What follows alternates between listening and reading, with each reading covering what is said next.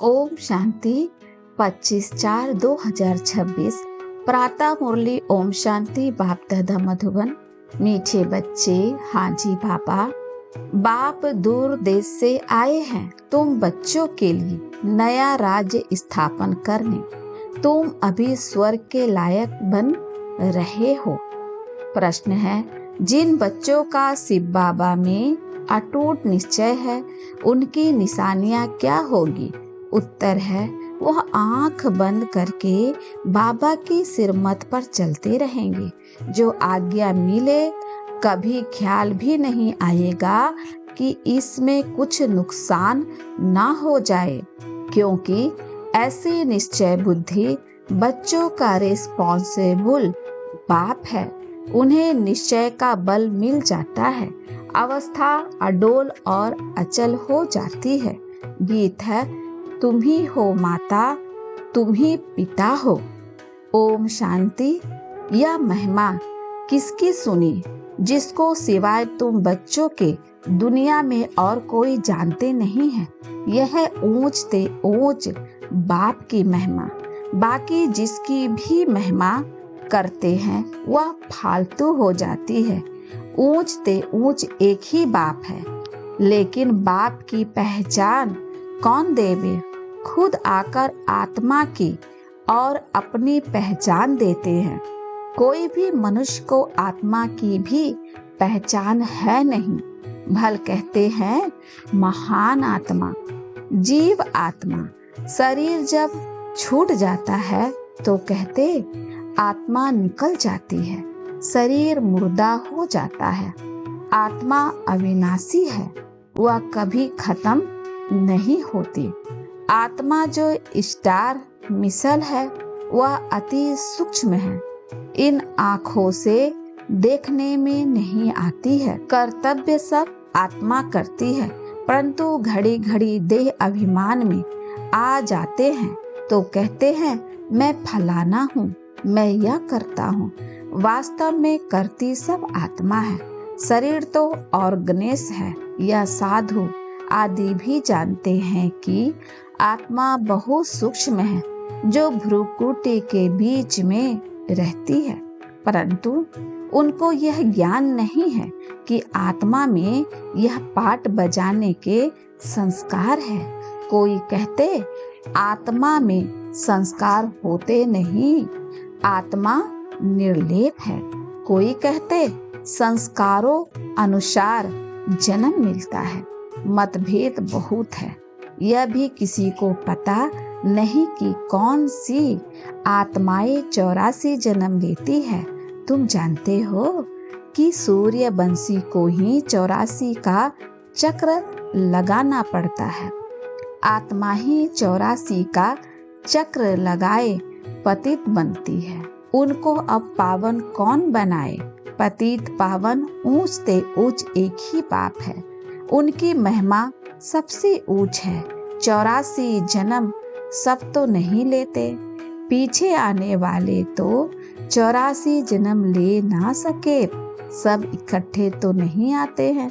जो पहले पहले सतयुग में आएंगे, सूर्यवंशी राजे और प्रजा, उन्हों के 84 जन्म होते हैं। पीछे तो मनुष्यों की बहुत वृद्धि होती है ना। फिर कोई के 83, कोई के 80 जन्म होते हैं।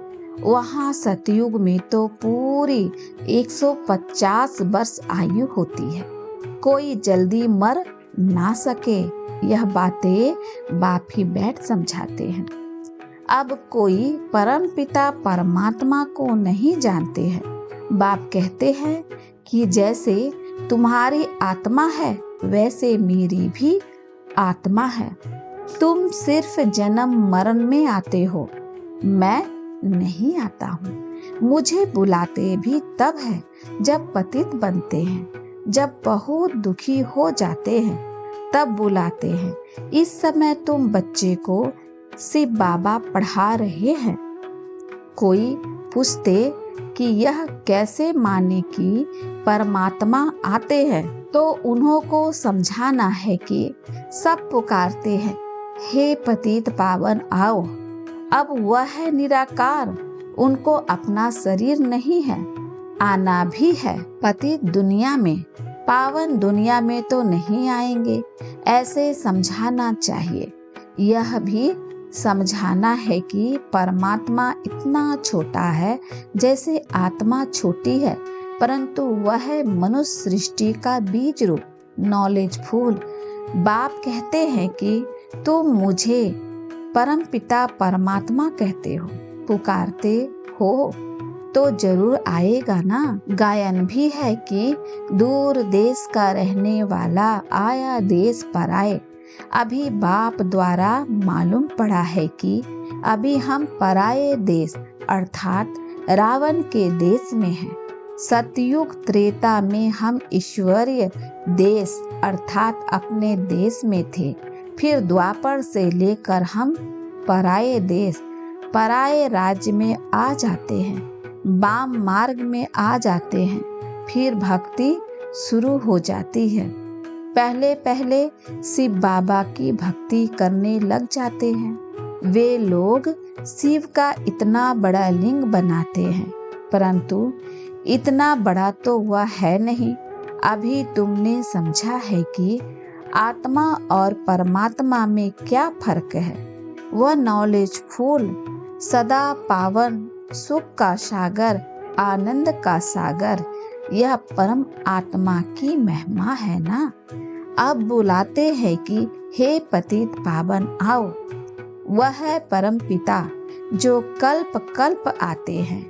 दूर देश के रहने वाले मुसाफिर को बुलाते हैं, उनकी महिमा गाते हैं।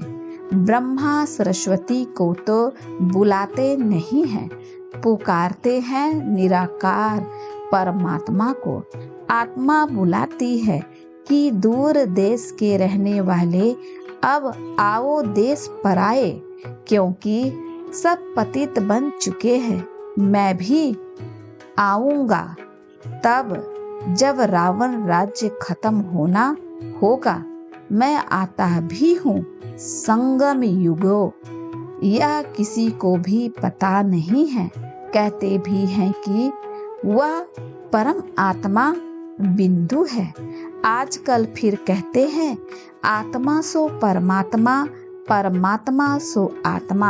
आत्मा सो परमात्मा हो ना सके। आत्मा परमात्मा दोनों अलग अलग है, रूप दोनों का एक जैसा है, परंतु आत्मा पतित बनती है। 84 जन्मों का पाठ बजाना पड़ता है। परमात्मा जन्म मरण रहित है। अगर आत्मा सो परमात्मा कहते तो क्या सतो प्रधान परमात्मा तमो प्रधान में आते हैं? नहीं, यह तो हो ना सके। बाप कहते हैं कि मैं आता हूँ सर्व आत्माओं की सर्विस करने। मेरा जन्म भी नहीं कहा जाता, मैं आता ही हूँ नरकवासियों को स्वर्गवासी बनाने। पराये देश में आए हैं अपना स्वर्ग स्थापन करने। बाप ही आकर हमको स्वर्ग का लायक बनाते हैं। यह भी समझाया है कि और आत्माओं का पाठ अपना अपना है। परमात्मा जन्म मरण रहित है, आते भी जरूर है। तब तो शिवरात्रि मनाते हैं, लेकिन वह कब आए यह कोई नहीं जानते। ऐसे ही शिव जयंती मनाते आए हैं, जरूर संगम पर आए होंगे स्वर्ग स्थापन करने, पतितों को पावन बनाने। जरूर संगम पर आए ना। पावन सृष्टि है स्वर्ग, कहते पतित पावन आओ। फिर जरूर पतित दुनिया के विनाश का समय होगा, तभी पावन दुनिया स्थापन करेंगे। युगो युगो तो नहीं आते। बाप कहते हैं मुझे संगम पर ही आकर पतित दुनिया को पावन बनाना है। यह पराया देश है, रावण का देश, परंतु यह कोई मनुष्य थोड़े ही जानते कि रावण का राज चल रहा है। कब से यह रावण राज्य शुरू हुआ कुछ भी पता नहीं। पहली पहली मुख्य बात आत्मा और परमात्मा का राज समझाना है। फिर समझाना है कि वह कल्प के संगम युग पर आते हैं पावन बनाने। यह काम उनका ही है, न कि श्री कृष्ण का। श्री कृष्ण तो खुद ही 84 जन्म ले नीचे उतरते हैं। सूर्यवंशी सब नीचे उतरते हैं। झाड़ आधा ताजा आधा पुराना थोड़े ही होगा। जड़ जड़ी भूत अवस्था सबकी होती है। कल्प की आयु का भी मनुष्यों को पता नहीं है। शास्त्रों में लंबी चौड़ी आयु दे दी है। यह बाप ही बैठ समझाते हैं, इसमें और प्रश्न उठ ना सके। रचता बाप सच ही बोलते हैं। हम इतने बीके हैं, सब मानते हैं तो जरूर है, तब तो मानते हैं। आगे चल जब निश्चय होगा तो समझ में भी आ जाएगा। पहले पहले मनुष्यों को यह समझाना है कि परमपिता परमात्मा निराकार दूर देश से आए हैं, परंतु किस शरीर में आए, सूक्ष्म बतन में आकर क्या करेंगे। जरूर यहाँ आना पड़े। प्रजापिता ब्रह्मा भी यहाँ चाहिए। ब्रह्मा कौन है यह भी बाप बैठ समझाते हैं। जिसमें प्रवेश किया है वह अपने जन्मों को नहीं जानते थे, तो बच्चे भी नहीं जानते थे। बच्चे भी तब बनते जब मैं एडॉप्ट करता हूँ। मैं इन साकार सहित बच्चों को समझाता हूँ कि क्या तुम अपने जन्मों को भूल गए हो। अभी सृष्टि का चक्र पूरा होता है, फिर रिपीट होगा। मैं आया हूँ पावन बनाने के लिए, राजयोग सिखलाने। पावन बनने का और कोई रास्ता नहीं है।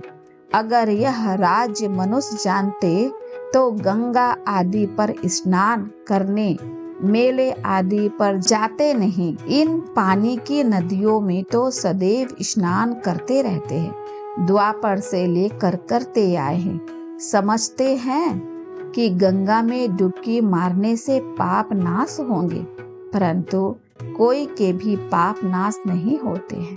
पहले पहले तो आत्मा पर परमात्मा का ही राज बताओ। आत्माएं ही परमात्मा बाप को पुकारती है। वह निराकार है, आत्मा भी निराकार है। इन ऑर्गन्स द्वारा आत्मा पुकारती है। भक्ति के बाद भगवान को आना है। यह भी ड्रामा में पाठ है। बाप कहते हैं मुझे नई दुनिया स्थापन करने आना पड़ता है। शास्त्रों में भी है कि भगवान को संकल्प उठा तो जरूर ड्रामा प्लेन अनुसार संकल्प उठा होगा। आगे इन बातों को थोड़े ही समझते थे, दिन प्रतिदिन समझते जाते हैं। बाप कहते हैं मैं तुमको नई नई गुह्य से गुह्य बातें सुनाता हूँ। सुनते सुनते समझते जाते हैं। आगे ऐसे नहीं कहते थे कि शिव बाबा पढ़ाते हैं। अब तो अच्छी रीति समझ गए और भी समझने का बहुत पड़ा है। रोज समझाते रहते हैं कि कैसे किसी को समझाना चाहिए। पहले यह निश्चय करे कि बेहद का बाप समझाते हैं तो वह जरूर सत्य बताएंगे। इसमें मूझने की भी बात नहीं। बच्चे कोई पक्के हैं, कोई कच्चे हैं। कच्चा है तो कोई को समझा नहीं सकते हैं। या तो स्कूल में भी नंबरवार होते हैं। बहुतों को यह संशय पड़ता है कि हम कैसे समझे कि परमपिता परमात्मा आकर पढ़ाते हैं, क्योंकि उन्हों की बुद्धि में है। श्री कृष्ण ने ज्ञान सुनाया। अब पति दुनिया में तो श्री कृष्ण आ नहीं सकता। यह उनको सिद्ध करो कि परमात्मा को ही आना पड़ता है। पति दुनिया और पति शरीर में बाप यह भी समझाते हैं कि हर एक की अपनी अपनी बुद्धि है। कोई तो झट समझ जाते हैं। जितना हो सके समझाना है। ब्राह्मण सब एक जैसे नहीं होते हैं, परंतु देह अभिमान बच्चों में बहुत है। यह बाबा भी जानते हैं कि नंबरवार है, डायरेक्शन पर बच्चों को चलना पड़े।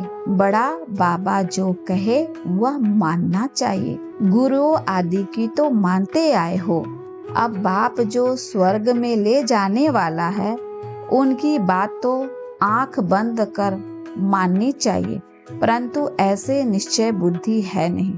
भल उसमें नुकसान हो वे फायदा हो मान लेना चाहिए। भल समझो नुकसान भी हो जाए फिर भी बाबा कहते हैं ना, हमेशा ऐसे समझो कि शिव बाबा ही कहते हैं, ब्रह्मा के लिए मत समझो, रेस्पॉन्सिबल शिव बाबा होगा। उनका यह रथ है, वह ठीक कर देंगे, कहेंगे कि मैं बैठा हूँ। हमेशा समझो कि शिव बाबा ही कहते हैं, यह कुछ नहीं जानते, ऐसे ही समझो। एक तरफ तो निश्चय रखना चाहिए, शिव बाबा कहते मेरा मानते रहो तो तुम्हारा कल्याण होता रहेगा। यह ब्रह्मा भी अगर कुछ कहते हैं तो उनका भी रेस्पॉन्सिबल मैं हूँ। तुम बच्चे फिक्र नहीं करो, शिव बाबा को याद करने से अवस्था और ही पक्की हो जाएगी। निश्चय में विकर्म भी विनाश होंगे, बल भी मिलेगा। जितना बाबा को याद करोगे उतना बल जास्ती मिलेगा। जो सिरमत पर चल सर्विस करते हैं वही ऊंच पद पाएंगे।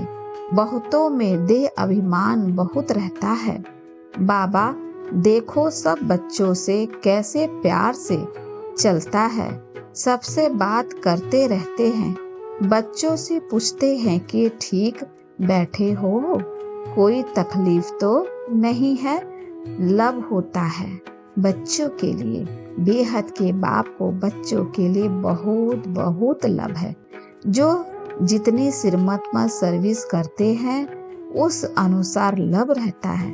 सर्विस में ही फायदा है, सर्विस में ही हड्डियां देनी है।